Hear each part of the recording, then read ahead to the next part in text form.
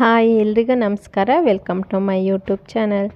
ನಾಳೆ ಎಲೆಕ್ಷನ್ ಇರೋದ್ರಿಂದ ಇವತ್ತು ಹಾಸನ್ಗೆ ಹೋಗ್ತಾ ಇದ್ದೀವಿ. ಹಾಸನಲ್ಲಿ ಮಕ್ಕಳೆಲ್ಲ ಇದ್ರಲ್ಲ ಅವ್ರನ್ನು ಕರ್ಕೊಂಬರೋಣ ಅಂತ ಹಾಸನ್ಗೆ ಹೋಗ್ತಾ ಇದ್ದೀವಿ.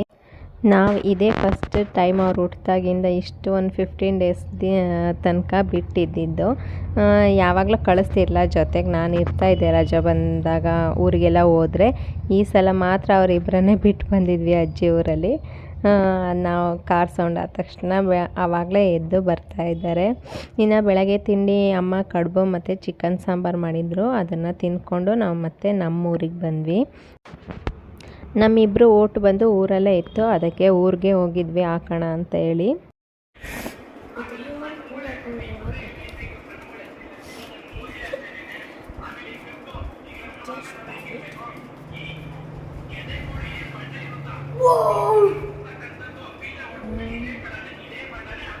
ಯಾವ ಕಲರ್ ಬಂತಿದ್ದು ಗೊತ್ತೇ ಆಗಲಿಲ್ವಲ್ಲ.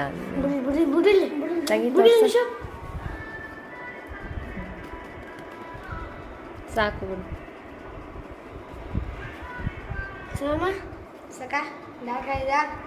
ಕೊಡಿ.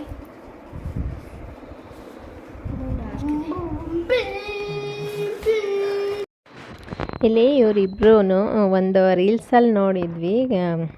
ವಾಟರ್ ಮೆಲನ್ಗೆ ಏನಾದರೂ ಕೆಮಿಕಲ್ ಏನಾದರೂ ಇಂಜೆಕ್ಟ್ ಮಾಡಿದರೆ ಅದೇ ಗೊತ್ತಾಗುತ್ತೆ ಅಂತ ಒಂದು ಟಿಶ್ಯೂ ಪೇಪರ್ನ ಅದ್ರ ಮೇಲೆ ಲೈಟಾಗಿ ಪ್ರೆಸ್ ಮಾಡಿದಾಗ ಅದು ಕಲರ್ ಬಿಡುತ್ತಂತೆ.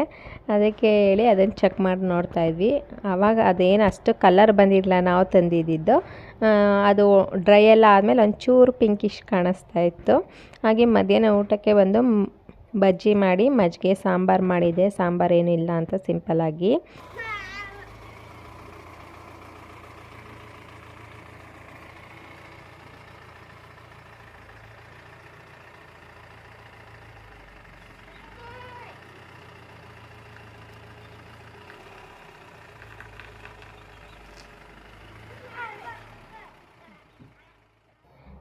ನೆಕ್ಸ್ಟ್ ಡೇ ಇದು ನಾವು ಹಾಸನ್ಗೆ ಹೋಗಬೇಕಿತ್ತು.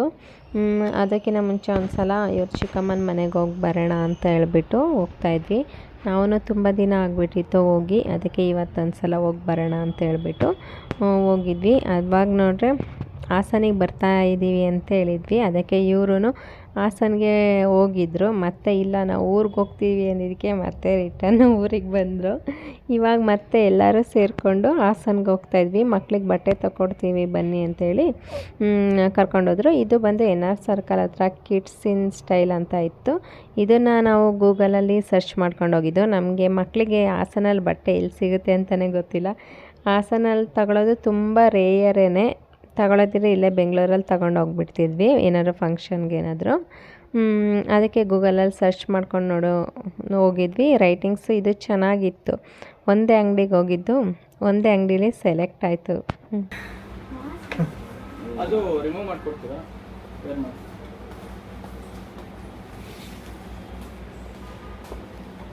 ಆಗಲ್ಲ ಇದು ಕೈ ಕಾಲ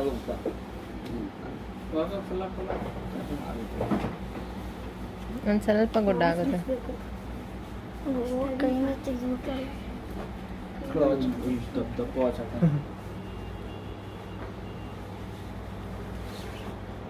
ನಾವು SL ಹಾಕೋದು ಆಮೇಲೆ ಬಿಟ್ಟಿದ್ದು. ನಾನೇ ಒಂದು 2-3 ವರ್ಷದಿಂದ ವಾಚಾಕೈತೆ.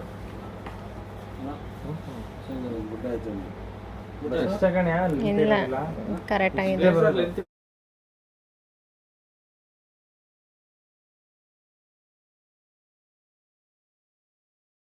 ಇನ್ನು ಬಟ್ಟೆನೆಲ್ಲ ಶಾಪ್ ಮಾಡಿಕೊಂಡು ಮತ್ತೆ ಊರಿಗೆ ಹೋದ್ವಿ ಎಲ್ಲರೂ. ನಾವು ಹೋಗೋ ಅಷ್ಟೊತ್ತಿಗೆ ಆಂಟಿ ಅಡುಗೆ ಎಲ್ಲ ಮಾಡ್ತಾಯಿದ್ರು. ಚಿಕನ್ ಸಾಂಬಾರು ಮತ್ತು ಕಬಾಬ್ ಮಾಡಿದರು. ಮತ್ತು ಅಷ್ಟು ಮುದ್ದೆ ಎಲ್ಲ ರೆಡಿ ಮಾಡ್ಕೊಂಡಿದ್ರು. ಇವಾಗ ಊಟ ಕೂತ್ಕೊಳ್ಳೋಣ ಅಂತೇಳ್ಬಿಟ್ಟು ಕಬಾಬ್ ಮಾಡ್ತಾಯಿದ್ದೆ. ನಾನಿಲ್ಲಿ ಸಾಂಬಾರು ಟೇಸ್ಟ್ ನೋಡ್ತಾ ಇದ್ದೀನಿ. ಊಟ ಎಲ್ಲ ಆದಮೇಲೆ ಹಾಗೆ ಹರಟೆ ಹೊಡ್ಕೊಂಡು ಕೂತ್ಕೊಂಡಿದ್ವಿ. ಎಷ್ಟು ದೊಡ್ಡ ಟ್ರೋಫಿ ಇಟ್ಕೊಂಡಿದ್ದಾರೆ. ಇವರಿಬ್ಬರಿಗೂ ಅಣ್ಣ ತಮ್ಮನಿಗೂ ಕ್ರಿಕೆಟ್ ಕ್ರೇಜ್ ಜಾಸ್ತಿ. ಬರೀ ಕ್ರಿಕೆಟಿಂದೇ ಟ್ರೋಫಿಗಳಿದ್ದಾವೆ ಇವ್ರ ಮನೇಲಿ. ಇವ್ರದ್ದು ಚೈಲ್ಡ್ಹುಡ್ ಫೋಟೋ ಎಲ್ಲ ಒಂದು ಸ್ವಲ್ಪ ಕಲೆಕ್ಟ್ ಮಾಡಿ ಇಟ್ಕೊಂಡಿದ್ರು. ಅದನ್ನೆಲ್ಲ ತೋರಿಸ್ಕೊಂಡು ನೆಗಾಡ್ಕೊಂಡು ಮಾತಾಡ್ಕೊಂಡು ಕೂತ್ಕೊಂಡಿದ್ವಿ ಸಂಜೆ ತನಕ.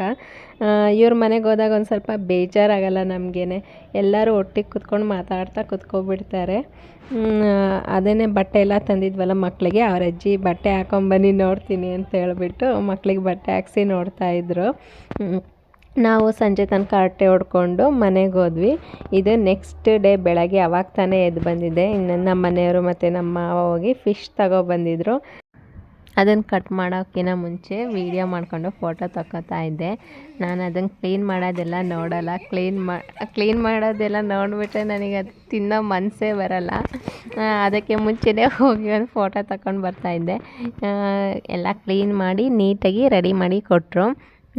ಫಿಶ್ ಕಬಾಬ್ ಮಾಡೋಣ ಅಂತ ಹೇಳ್ಬಿಟ್ಟು ಮಕ್ಕಳು ಕಬಾಬ್ ಮಾಡಮ್ಮ ಅಂತಿದ್ರು. ಅದಕ್ಕೆ ಕಬಾಬ್ಗೆ ರೆಡಿ ಮಾಡ್ಕೊತಾ ಇದ್ದೆ. ನಾನಿಲ್ಲ ಒಂದು 3 ಸ್ಪೂನಷ್ಟು ಅಚ್ಚ ಖಾರದ ಪುಡಿ ಹಾಕ್ಕೊಂಡಿದ್ದೀನಿ. ಹಾಗೆ 2 ಸ್ಪೂನಷ್ಟು ಧನಿಯಾ ಪೌಡರ್ ಹಾಕ್ಕೊಂಡಿದ್ದೀನಿ. ಹಾಗೆ ಒಂದು ಸ್ವಲ್ಪ ಅರಿಶಿನ ಪುಡಿ ಹಾಕ್ಕೊಂಡು ಒಂದು 2 ಸ್ಪೂನಷ್ಟು ಪೆಪ್ಪರ್ ಹಾಕ್ಕೊಂಡಿದ್ದೀನಿ. ಹಾಗೆ ಅದಕ್ಕೆ ಮಸಾಲೆಗೆ ಎಷ್ಟು ಬೇಕೋ ಅಷ್ಟು ಉಪ್ಪು ಹಾಕ್ಕೊಂಡಿದ್ದೀನಿ. ಹಾಗೆ ಶುಂಠಿ ಬೆಳ್ಳುಳ್ಳಿ ಪೇಸ್ಟ್ ಹಾಕ್ಕೊಂಡು 1 ಲೆಮನ್ ಫುಲ್ ಹಾಕ್ಕೊಂಡಿದ್ದೀನಿ. ಫಿಶ್ ಅಂದರೆ ಹುಳಿ ಜಾಸ್ತಿ ಇರಬೇಕಲ್ವ ಒಂದು ಸ್ವಲ್ಪ, ಅದಕ್ಕೆ 1 ಲೆಮನ್ ಫುಲ್ ಹಾಕ್ಕೊಂಡಿದ್ದೆ. ಅದನ್ನು ಚೆನ್ನಾಗಿ ಮಿಕ್ಸ್ ಮಾಡ್ಕೊತಾ ಇದ್ದೀನಿ. ಇದಕ್ಕೆ ನಾನು ನೆಕ್ಸ್ಟು ಕಾರ್ನ್ಫ್ಲೋರ್ ಮತ್ತು ಅಕ್ಕಿ ಹಿಟ್ಟನ್ನು ಮಿಕ್ಸ್ ಮಾಡ್ಕೊತೀನಿ. ಅದಕ್ಕಿಂತ ಮುಂಚೆ ಒಂದು ಮೊಟ್ಟೆ ಹಾಕ್ಕೊತಾ ಇದ್ದೀನಿ. ಇಷ್ಟು ಮಸಾಲೆಗೆ ಒಂದು ಮೊಟ್ಟೆ ಸಾಕಾಗುತ್ತೆ. ಸ್ವಲ್ಪನೇ ಮಾಡ್ತಾ ಇರೋದಲ್ವ, ಅದಕ್ಕೊಂದು ಮೊಟ್ಟೆ ಹಾಕ್ಕೊತಾ ಇದ್ದೀನಿ. ಇವಾಗ ಒಂದು 2 ಸ್ಪೂನಷ್ಟು ಕಾರ್ನ್ಫ್ಲೋರ್ ಹಾಕ್ಕೊಂಡು 1 ಸ್ಪೂನಷ್ಟು ಅಕ್ಕಿ ಹಿಟ್ಟು ಹಾಕ್ಕೊತಾ ಇದ್ದೀನಿ. ಹಾಗೆ ಶಾಲು ಫ್ರೈ ಮಾಡೋದಿದ್ರೆ ಬರೀ ಅಕ್ಕಿ ಹಿಟ್ಟು ಹಾಕ್ಕೊಂಡ್ರೂ ನಡೆಯುತ್ತೆ. ನಾನು ಬರೀ ಅಕ್ಕಿ ಹಿಟ್ಟು ಹಾಕ್ಕೊಂಡೇ ಈ ಮಸಾಲೆಗೆ ಒಂದು 2 ಸ್ಪೂನ್ ಅಕ್ಕಿ ಹಿಟ್ಟು ಹಾಕ್ಕೊಂಡು ಶಾಲು ಫ್ರೈ ಮಾಡಿದ್ರೆ ಹಂಗೆ ಮಾಡ್ತೀನಿ. ಇವಾಗ ನಾನು ಡೀಪ್ ಫ್ರೈ ಮಾಡೋದ್ರಿಂದ 2 ಸ್ಪೂನ್ ಕಾರ್ನ್ಫ್ಲೋರು ಮತ್ತು 1 ಸ್ಪೂನಷ್ಟು ಅಕ್ಕಿ ಹಿಟ್ಟು ಹಾಕ್ಕೊಂಡು ಮಸಾಲೆ ಎಲ್ಲ ಫಿಶ್ಗೂ ಮಸಾಲೆ ಎಲ್ಲ ಕೋಟಿಂಗ್ ಮಾಡಿಬಿಟ್ಟು ಒಂದು 1 ಅವರ್ ನಮ್ಗೆ ಎಷ್ಟೊತ್ತು ಬೇಕು ಅಷ್ಟೊತ್ತು ಇಡ್ಬೋದು. ಟೈಮ್ ಇದ್ದರೆ ಒಂದು 2 ಅವರ್ಸ್ ಆದರೂ ಇಡ್ಬೋದು. ಫ್ರಿಜ್ಜಿಗೆ ಇಟ್ಬಿಟ್ಟು ಇವಾಗ 1 ಅವರ್ ಆಗೋಗಿತ್ತು, 1 ಅವರ್ ಹಾಫ್ ಆನ್ ಅವರು. ಇವಾಗ ಡೀಪ್ ಫ್ರೈ ಮಾಡ್ಕೊತಾ ಇದ್ದೀನಿ. ಸ್ವಲ್ಪ ಎಣ್ಣೆನ ಯೂಸ್ ಮಾಡ್ಕೊತಾ ಇದ್ದೀನಿ. ಸುಮ್ಮನೆ ಇಲ್ಲಾಂದರೆ ಎಣ್ಣೆ ವೇಸ್ಟ್ ಆಗುತ್ತೆ. ಅದಕ್ಕೇ ಫೈನಲಿ ಫಿಶ್ ರೆಡಿ ಆಯಿತು ತಿನ್ನೋಕ್ಕೆ.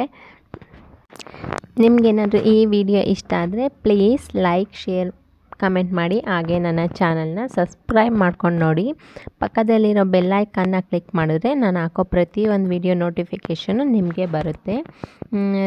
Thank you for watching. See you in next video.